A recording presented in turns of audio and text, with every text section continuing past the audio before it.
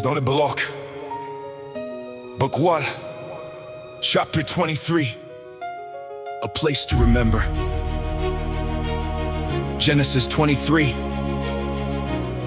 I continue walking.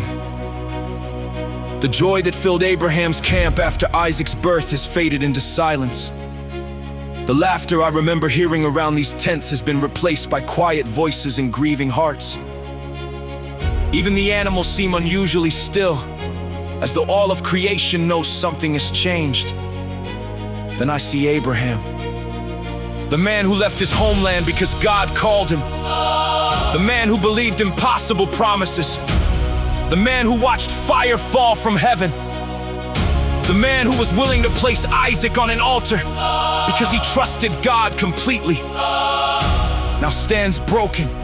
Before him lies Sarah, his wife, his companion, his partner through every trial, every miracle, every mile of this incredible journey. Sarah has died at 127 years old in Hebron, in the land of Canaan. I watch Abraham fall beside her. He doesn't try to hide his tears. He doesn't pretend faith makes him immune to pain. He simply weeps. The sight reminds me of something every believer needs to remember. Faith does not erase sorrow. Even those closest to God still experience loss. Even heroes cry. Sarah had waited decades for God's promise. She laughed when she first heard she would have a son in her old age. She endured famine, long journeys, mistakes, uncertainty, and impossible situations. She saw Isaac born exactly as God promised. Now her earthly journey has ended.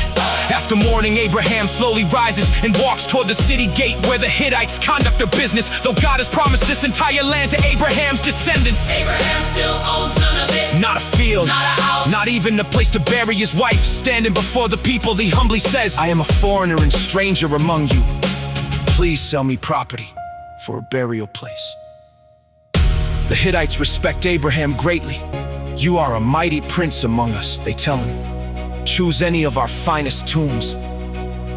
But Abraham isn't looking for charity. He bows respectfully before them and asks for one specific place, the cave of Machpelah. It belongs to a man named Ephron. When Ephron hears the request, he publicly offers to give Abraham both the cave and the surrounding field as a gift. Again, Abraham refuses. No! I will pay the full price. I find myself smiling. Abraham understands something important. A gift can later be disputed. Ownership purchased honestly cannot. The negotiations continue before witnesses gathered at the city gate. Finally, Ephron names the price. 400 shekels of silver. It is an enormous amount of money. Many people would argue. Many would negotiate. Many would try to lower the price. Abraham does none of those things. He carefully weighs every piece of silver exactly as requested. No shortcuts. No tricks. No complaints. The payment is witnessed by everyone present. The field becomes Abraham's. The cave becomes Abraham's. Every tree within its borders becomes Abraham's. For the first time, the man God promised an entire nation actually owns a piece of the promised land. Not through war, not through politics, not through stealing, not through taking advantage of anyone, But through integrity, through honesty. through patience, I follow Abraham as he returns to Sarah one last time. Family members gently help prepare her for burial. The procession begins. Slowly, quietly, reverently, they carry her toward the cave. The entrance stands in the shade of ancient trees, peaceful and still. As Sarah is laid to rest inside Machpelah, I realize I am witnessing far more than a funeral. This cave will not hold only Sarah.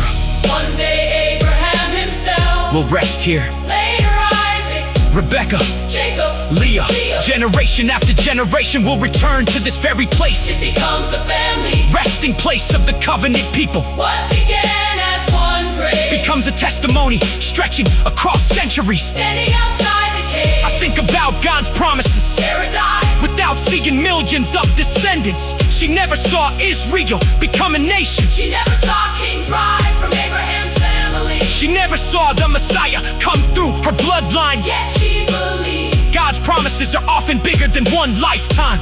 Sometimes we plant seeds whose harvest are children, or even generations far beyond us.